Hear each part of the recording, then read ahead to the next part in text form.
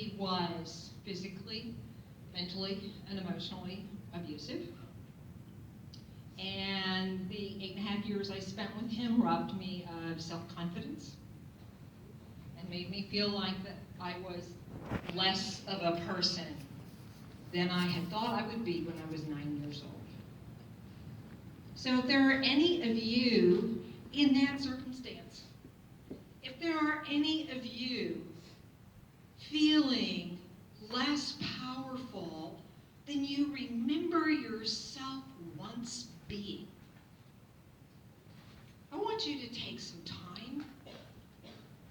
You might need to go to a quiet place somewhere, and I want you to visit that earlier version of yourself. And ask yourself what happened along the way that either robbed you of your power or encouraged you to give it away. And I want you to think about the concept of giving away your power. When you silence your voice, when you choose your actions, when you choose your dress, when you choose your life path based on someone else's desires or expectations, you are giving away pieces of yourself. You are giving away your power. Okay? It took me a long time to recover from the harm of those years. And it was only when I sustained an injury at work from which my doctor said I was never going to be able to lift 100-pound bales of potatoes above my head ever again. Yes, ladies, that's what I was doing. I was unloading produce trucks. And my employer would not allow me to come back to the job I had held for almost 10 years because I could no longer do everything I had done before, regardless of the fact that I had eventually worked my way up into the office and was the bookkeeper and trainer. But because I could no longer lift 100-pound bales of potatoes above my head, they refused to let me return to work. And my doctor said, "Why aren't you running the place? You clearly have the intelligence for it. I'm going to make an appointment for you to talk to another professional, and I want you to go see him." Anybody want to guess who my doctor sent me to see? Go ahead, throw out a guess. Obvious thing would be a counselor, right? Therapist. A school counselor? A school counselor. Anybody, any other guesses? Psychiatrist. Nope. He sent me to a lawyer. Oh. He sent me to a lawyer. And this lawyer explained to me my rights because I had been injured at work. Think about it. I'm not brawny. I've never been brawny. I've put back on a few pounds here and there. Okay? Do I look like somebody that should be doing manual labor? 100-pound bales of potatoes above my... Did you know that's how they arrive at your store? Carrots, 60-pound bales. Okay?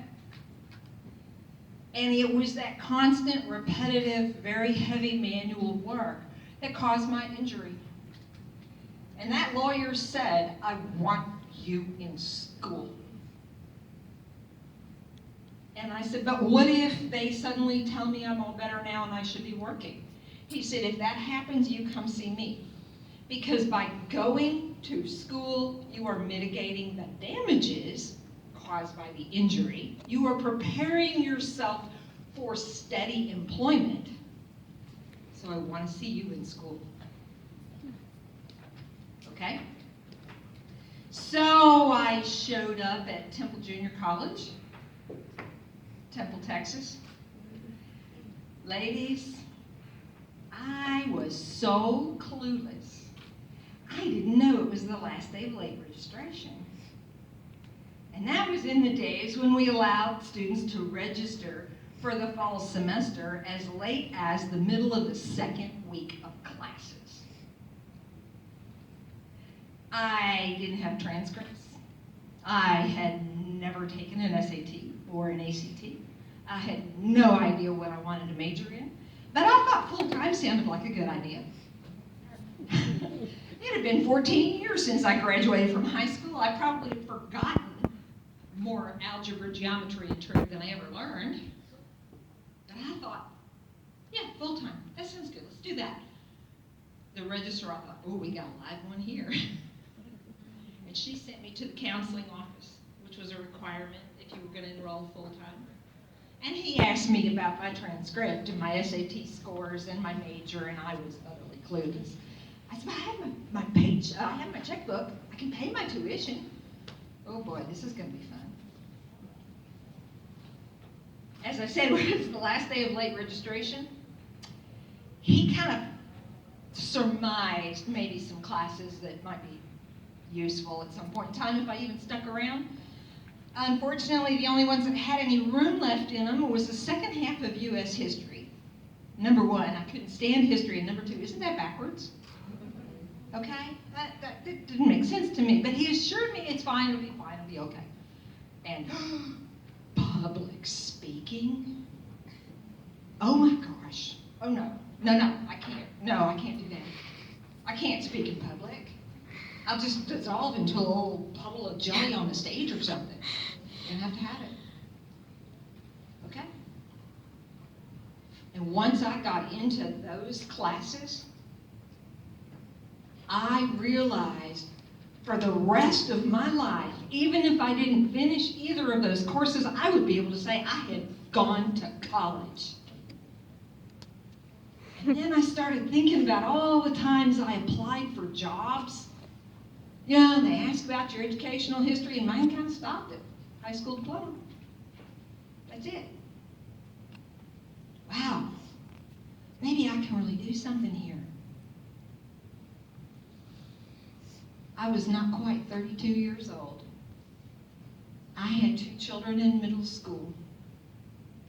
And from there, I never stopped and I never looked back.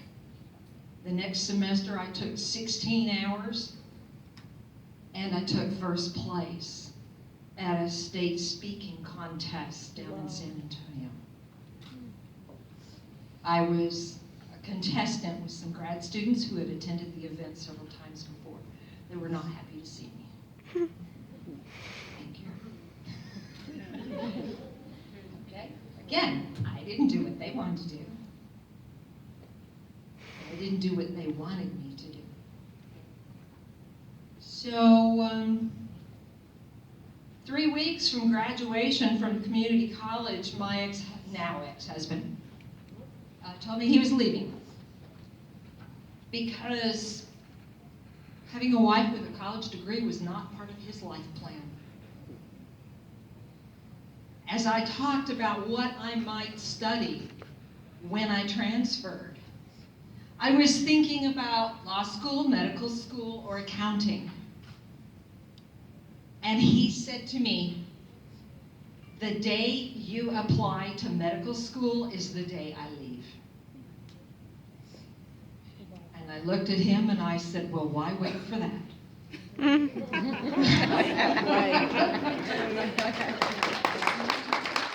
Now, I did go into some momentary panic. All right, I've got 2 kids. I still have 2 kids to support. I don't yet have a college diploma. I better get back in the workforce. I was the first recipient of the honors scholarship at Temple College. I was in the honors program, and I went to the honors director, and I said, I can't do it. I can't do it. I can't finish. I can't get that project done. I've lost my focus. I have to get back in the workforce. I can't do it. And she said, wait right here. Don't go anywhere. Wait right here. And do you know what that woman did? She walked out her office, she closed the door and she locked it. She locked me in that office. The gall of her. And a few minutes later, she came back with the dean in tow. The dean and I had gotten to be friends. He was a history professor, and yes, by the way, I majored in history. And they said, "What do you need? You are 3 weeks from graduation. What do you need? How can we help you?" I didn't know it at the time. I had no idea. I was the high honor graduate that semester. They couldn't have their high honor graduate drop out 3 weeks before graduation. That just wouldn't be cool at all, right? So she told me, "Look, you don't have to do your project. If you don't do it at all, you'll have C." I'm like, "But I can't have a C. I can't do a C. I've had all A's. I've had all A's. I can't do a C." She said, "Get it to me by midnight before graduation." You know what?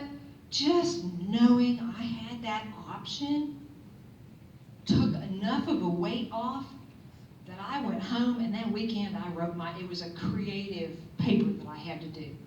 Knocked it out, brought it back to her the next Monday. Wow. Okay? Again, if you need something, if there is a roadblock, if something is hindering you, we want to know about it.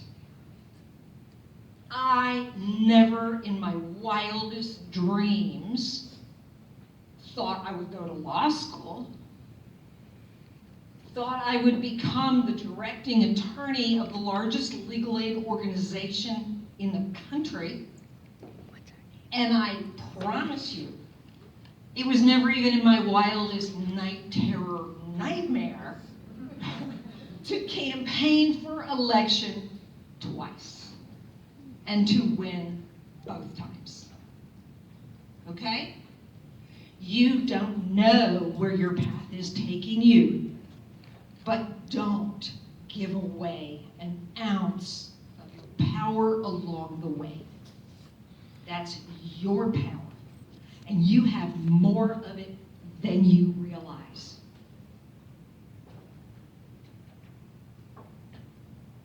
Do you know where courage comes from? Anybody? Is that some innate characteristic that you're born with? Some people are more courageous than others? No. Author Malcolm Gladwell tells us courage is earned.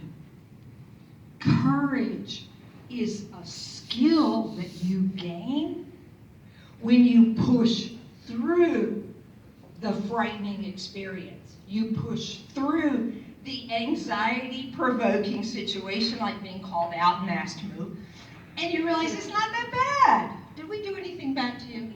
No. See, it's cool, right?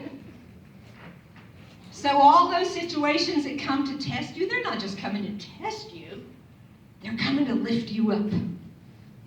They're coming to help you find your power and find out what you're capable of. Okay? All right. Or did I deviate? That's okay. I still have 50 minutes. We're good. All right? So, I was asked to come and speak this morning, and at the time, sorry, it's that time of year. The person who invited me, I believe, has taken another job and is no longer here. Cassandra, is that right? Yeah, okay. She heard me do another presentation last fall, and she thought it was so useful that it was something that a group of women could benefit from. But man, is it a boring sounding topic for 9:30 in the morning. Ew. Topic is debt. Oh yeah, that's what you want to hear about, right? Okay. But debt is just another tool. I want you to think about it that way.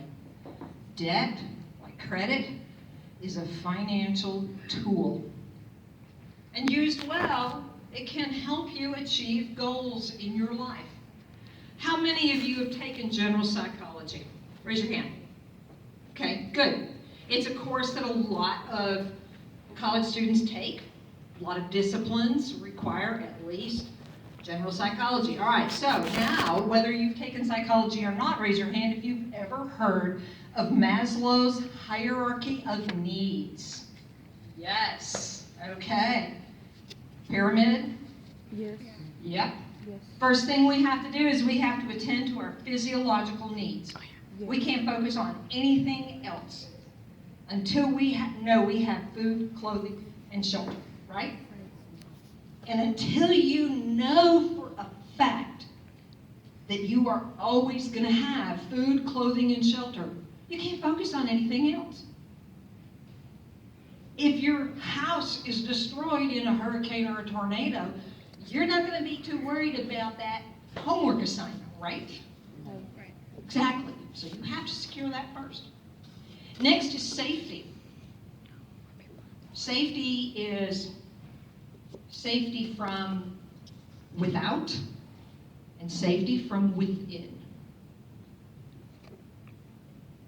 If you are living in an environment that is not safe for you, it is going to be hard for you to move to the next rung of your hierarchy of needs.